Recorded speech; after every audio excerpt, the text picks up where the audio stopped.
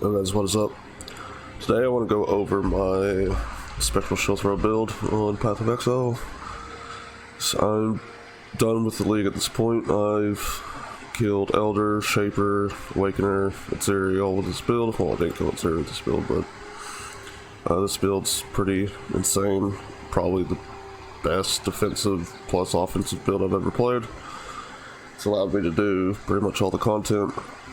And some of the gear I have could be better, but I played this super late in the league and honestly wanted to spend as much time as I could trying to do bosses and other stuff, so I didn't really focus too much on trying to max out my gear. But I'll try to go over everything as best as I can. This build isn't my own. I will leave a guide in the description below. I'm going to go ahead and say no, I'm not a pro. I've yet to make my own build. It's just my experience with it and my take on it. So if you have any questions, I will do my best to answer them, but let's go ahead and get into it. For gear, your best slot must-have pieces is definitely Crusader Plate, Lion's Eye Vision, just because of the level 15 Pierce. The Fizz damage leeches mana is nothing for us because the only time we use mana is for anything that's not Shield Charge or Spectral Shield Throw. And you also want as high of armor or ES rating shield that you can get, preferably Colossal Tower Shield if you don't know how to craft it. Local Hall has a video on it, I believe. It's where I learned how to craft this. It's mainly just dense fossil spam until you get high rating and make sure it's 30% quality. Again, this could be better. Could have the plus attribute and quality on it, but again, I just didn't want to go back and recraft it. Plus, it doesn't have an influence on it. There's only a few of my items that have influences on them. And again, it's just I didn't have time or currency to actually craft something that I actually needed. The other must-have piece for this build are these gloves, where you take 25%. You do 25% reduced damage with your main hand, but do 50% increased damage with your offhand. I bought this for 12x, and it's not bad. It had pretty much everything I needed on it except the global crit.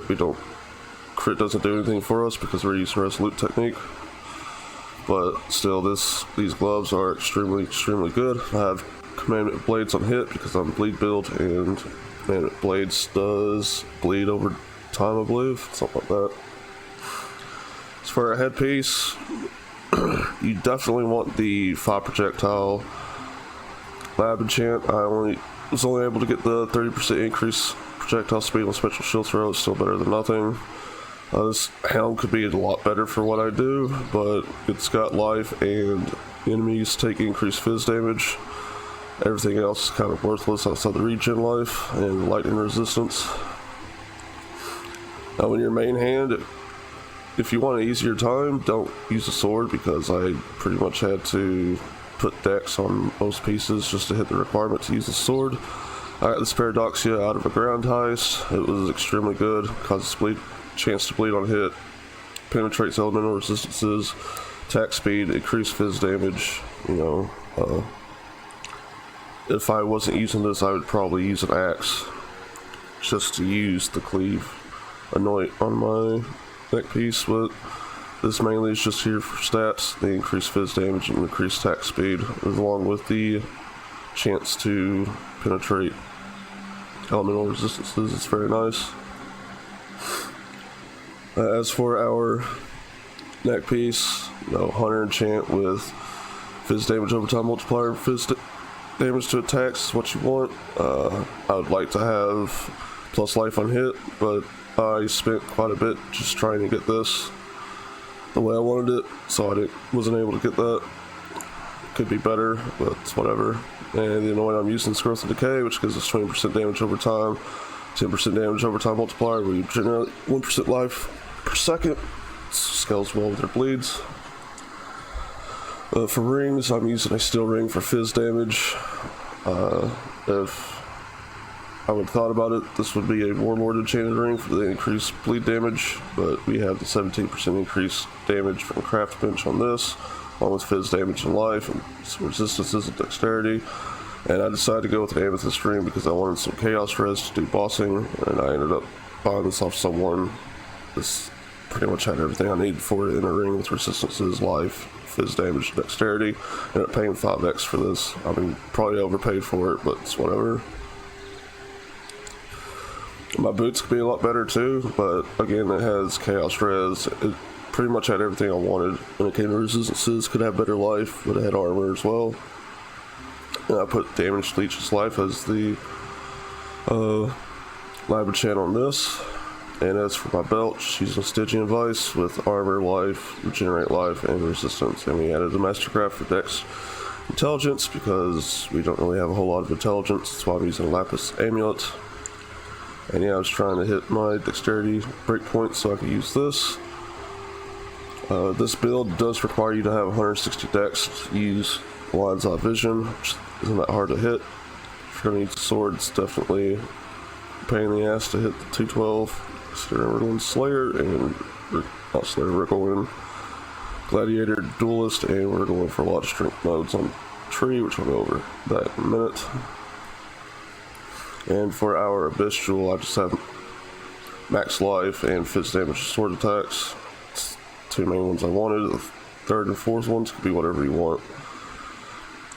As for Flask, we're just using a Sulfur Flask of heat. It gives us chill and freeze immunity and increased damage. Instant recovery life flask. Cinder Swallow Urn with the 15% of damage taken from hits. It's leeches life during flask effect. A Granite Flask for more armor, and mine has a 5 charge recharge rate when I take critical strike, and we also gain 40% increased evasion rating during our flask effect. My 5th flask, I use at Zeri's Promise for bossing, just for the Chaos Res. If I'm not bossing, I'll use a Quicksilver Flask. And this just has increased evasion rating during it and increased charge recovery, so we can just go fast as fuck and clear as quick as we can. As for gems, we use Dash, Enduring Cry, Blood Rage. It's a 3-link, it's a 4-link. We use Ancestral Protector for increased attack speed with Coldest Strike, multiple totem support, and maim support. Our other 3-link is just Aura. It's Pride, Herald of Purity, and Molten Shell, which is very nice. Well, Val Molten Shell because of the reflect on the Val part of the Molten Shell. Our other 4-link is Shield Charge, Fortify support, Life Tap support, and faster attack support. If I got Empower, I would replace Life Tap support. And that would just give us more damage off of Shield Charge here. And on our gloves, we're on Affliction support with Corrupting Fever, Vitality support, and Efficacy support, or however you say that. And our main 6th-link is going to be Phantasmal Spectral Shield Throw with Vicious Projectile support. Honestly, you want Awakened Vicious Projectile support for this.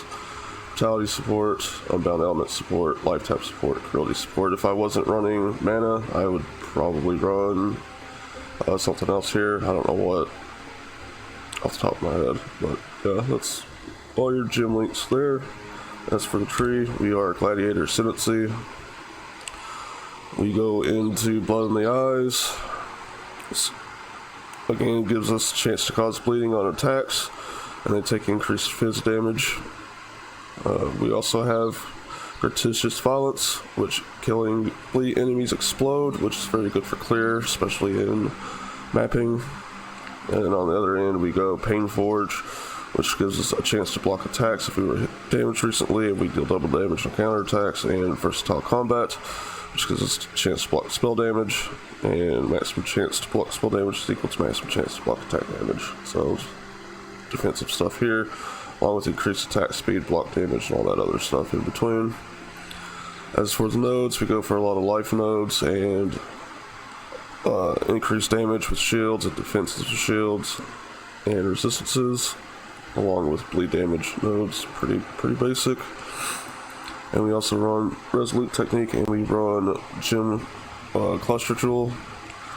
I have non-passive here. I didn't realize I had 8 passive in my stash, but it's whatever because I'm only running 8 passes off the tree anyway. I'm using a increased fizz damage large cluster jewel with Furious Assault, Ironbreaker, Master Fundamentals.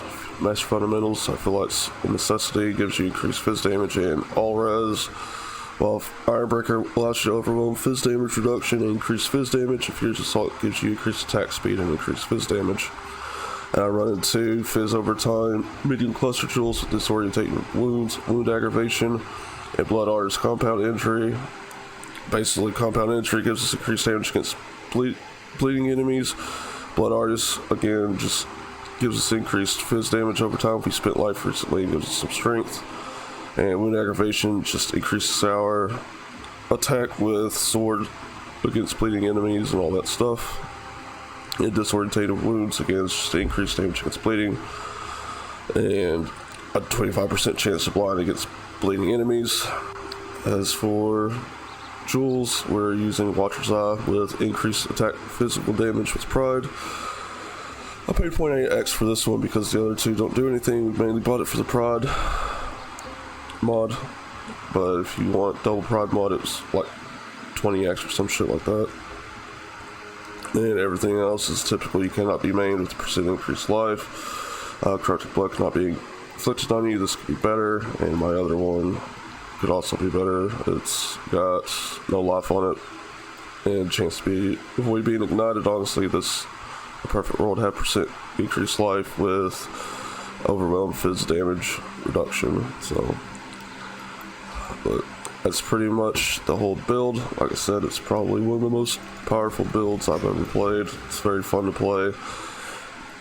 It's got a really insane clear speed, and honestly, I was doing red maps at like level 75, so yeah, like the strength of this build is pretty insane, and I'm surprised if it doesn't get nerfed. I'll be honestly surprised. That being said, yeah, that's pretty much it for this video. Hope you guys enjoyed it, and I will see you guys later. Peace out.